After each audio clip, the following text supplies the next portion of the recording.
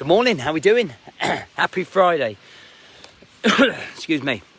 Today I want to talk about never reaching your peak. Never peaking. Sounds mad to say, right? But let me explain.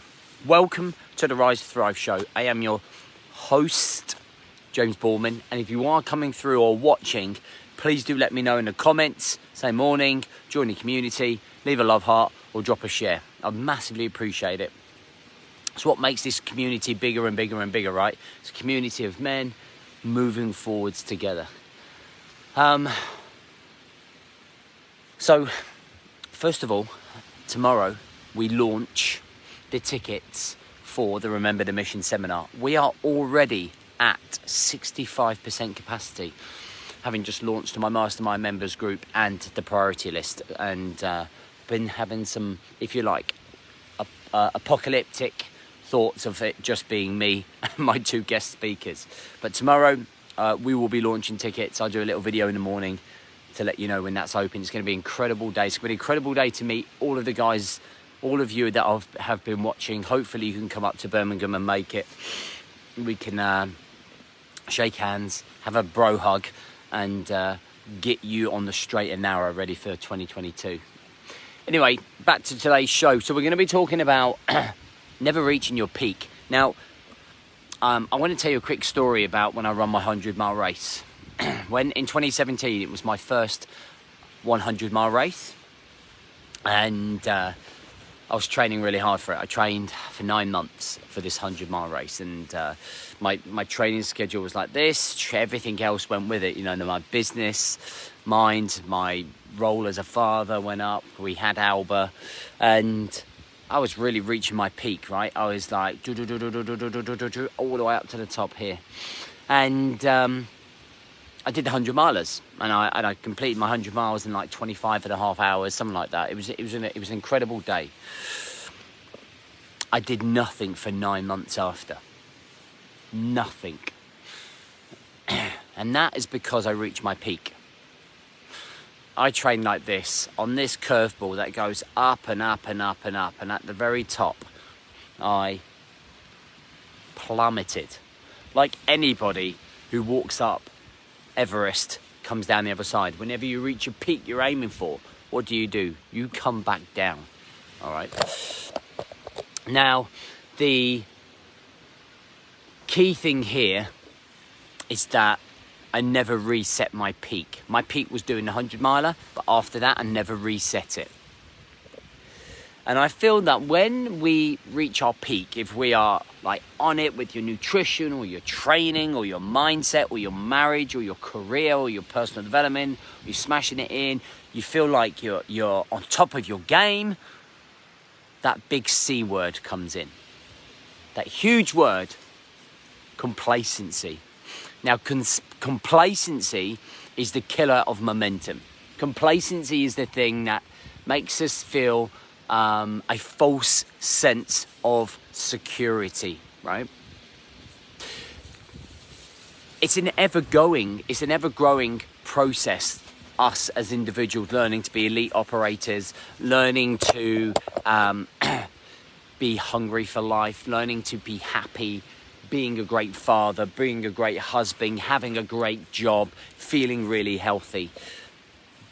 That chase, that journey, that process, that never ends until, well, I kind of feel until I can't do it anymore because of illness or I die. So, you know, I'm 43 next month. I'm not even halfway. I'm pushing on for 100, hopefully. So I've got a long journey ahead of me.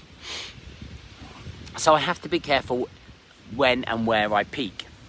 Now, there will be times when I have downtimes, when I relax the standard, okay? Because if you're always chasing your peak, if you're always readjusting that peak, you're always setting your goals higher. And whenever I talk about somebody being an 8, 9 or 10 out of 10 when they do their life audit, what I usually say to people is, if you're getting to 10, you should never score yourself 10. If you're getting to that point where you feel you're a 10, it's time to up the level. It's time to up the way you're performing.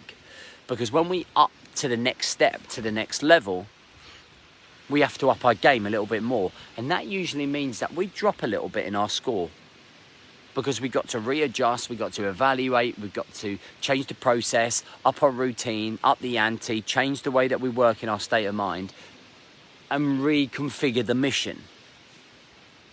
Because when we hit that, we never want to hit that 10. When we hit about a 9 and we're like, my God, I'm nearly a 10 out of 10. Nope. Raise the game, raise the standard. If you're definitely at that point, then you should be looking at it and going, man, I've got the self-awareness to realise that, you know, I'm nearly there. Most people that say to me, at the end of the 28 days, I've learned so much, I've got this, I'm going to smash this by myself, end up coming down and crashing because they've reached a peak and they haven't learned the in-depth process of readjusting that peak, readjusting their limits. And because they've reached the limits, then there is nowhere else to go other than down. And then they end up coming back 6 months later. And it's the same with the mastermind. It's the same for anything. For me, it really takes a year. It takes 365 days for men to change. And that's to be able to learn this process, what I'm talking about. Learn about the cycle of showing up. To talk about the cycle of pushing your limits, pushing your boundaries. Understanding when you are becoming complacent, why you're becoming complacent, and how to adjust. So listen, we are always chasing a peak. And this is the thing, I don't want you to beat yourself up about it. I don't want it to affect your confidence or your motivation. I hate that word. Inspiration. Your emotional connection, your emotional drive to keep showing, you know, constantly change the game. Always pushing for the next standard. It's one of the lessons I learned early. Never, ever peak. Because you're always chasing that peak. And when you're chasing the peak, you're in the process. You're in the elite operator mindset. You're showing up. That's it. That's me done for the week. Guys, I will be live tomorrow to open up the doors for the Remember the Mission seminar. I have a tooth extraction and 2 implants inserted into my gum this morning. So I'm going to sedate myself with a bottle of gin beforehand. But thank you for watching, guys. I really appreciate you being a part of this community. I would love to hear from you, what you thought of this video, how long you've been following us for. Just be part of the group, and it's going to be incredible. It's going to be incredible to be able to see you in Birmingham, okay, and shake your hand and meet. And I think we're planning a few drinky poos in Birmingham afterwards as well, a few gins if you're able to stick around. So it's going to be a great day. And the book is nearly done. The formatting is done. We're just getting the final front cover sorted. And then the book is due, I reckon, 4 or 5 weeks. Not far away from it all coming, guys. Appreciate your patience. Have a good day.